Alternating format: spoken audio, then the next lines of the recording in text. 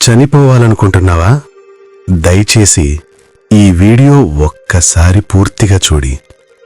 ప్రియమైన నా స్నేహితులారా, నువ్విప్పుడీ మాటలు వింటున్నావంటే నీలో చాలా పెద్ద యుద్ధం జరుగుతోందని నాకు తెలుసు. నువ్వు బయట ఎవరికీ చెప్పడం లేదు, కానీ లోపల మాత్రం ఇలా అనిపిస్తోంది కదా, ఇంక చాలు, ఇలా జీవించడంలో అర్థం లేదు. నువ్వు చనిపోవాలని కాదు, నిజంగా చెప్పాలంటే నీ నొప్పి ఆగిపోవాలని మాత్రమే కోరుకుంటున్నావు. నువ్వు అలిసిపోయావు, నువ్వు బాగా ప్రయత్నించావు, నువ్వు చాలా భరించావు. ఈ క్షణంలో దేవుడు నిన్ను చూసి ఇలా అడగడం లేదు, నీ విశ్వాసం ఎక్కడా, నీ బలం ఎక్కడా? ఆయన నిన్ను చూసి నిశ్శబ్దంగా ఇలా అంటున్నాడు, నా బిడ్డ, నువ్వు ఒంటరివి కావు. నువ్వు నీ గదిలో ఒంటరిగా ఉన్నా, నీ మనసులో ఎవ్వరికీ అర్థం కాని ఆలోచనలు తిరుగుతున్నా, నువ్వు నిశ్శబ్దంగా కన్నీళ్లు కారుస్తున్నా, దేవుడు నీ దగ్గరే ఉన్నాడు. బైబిల్ ఇలా చెప్తుంది, మనస్సు విరిగిన వారికి ప్రభువు దగ్గరగా ఉంటాడు. కీర్తనలు 34:18. అంటే నీ హృదయం విరిగిపోయిన ఈ క్షణంలోనే దేవుడు నీకింకా దగ్గరగా ఉన్నాడు. నువ్విలా అనుకుంటున్నావేమో, నా జీవితంలో ఏమీ మారడం లేదు, నేనెప్పటికీ ఇలానే ఉండిపోతానేమో, నాతో దేవుడికి కూడా పనిలేదేమో. కాని విను నా బిడ్డ, దేవుడు నీ గురించి ఇలా అనుకుంటున్నాడు. నీ గురించి నాకున్న ఆలోచనలు శాంతికి సంబంధించినవి, ఆశనిచ్చేవి. ఇర్మియా 29:11. నువ్వు నీ జీవితాన్ని మూసివేయాలని చూస్తున్న చోటే దేవుడు నీ భవిష్యత్తును తెరవాలని చూస్తున్నాడు.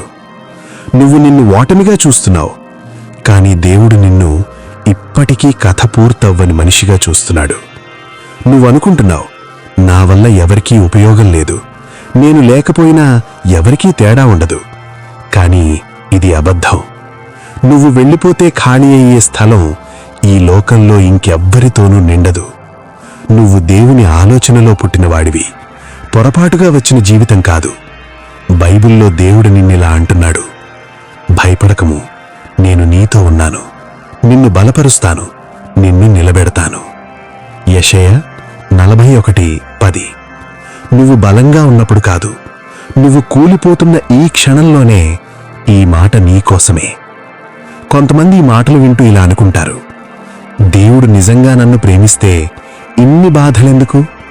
కాని విను నా బిడ్డ, బాధ ఉండటం అంటే దేవుడు దూరమయ్యాడని కాదు, నీ జీవితంలో ఒక అర్థం ఇంకా బయటకు రాలేదన్నమాట. కొన్ని ప్రాణాలు తేలికగా తయారవ్వవు, కొన్ని మనుషులు లోతుగా తయారవుతారు. అందుకే ఎక్కువ నొప్పి, అందుకే ఎక్కువ ఒంటరితనం. అది శిక్ష కాదు, అది ఒక సిద్ధత. ఇప్పుడు నీకొక నిజమైన మాట చెప్తాను.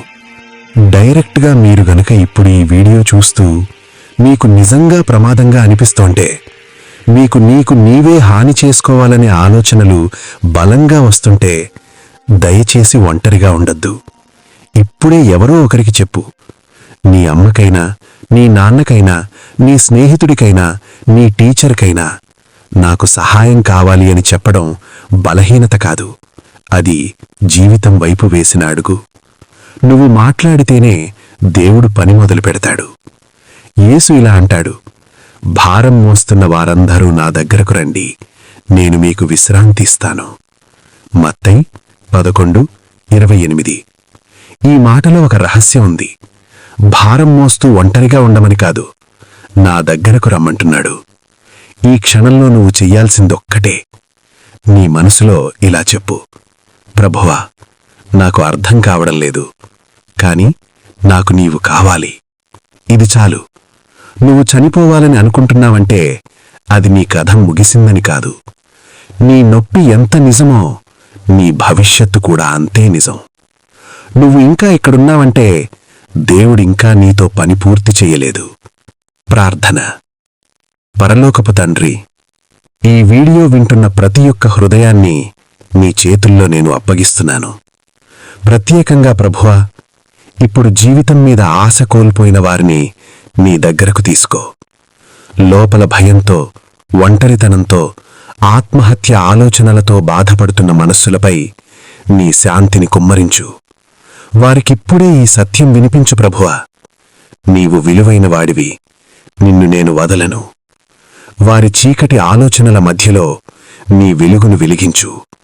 వారు మాట్లాడే ధైర్యాన్నివ్వు, సహాయం అడిగే బలాన్నివ్వు.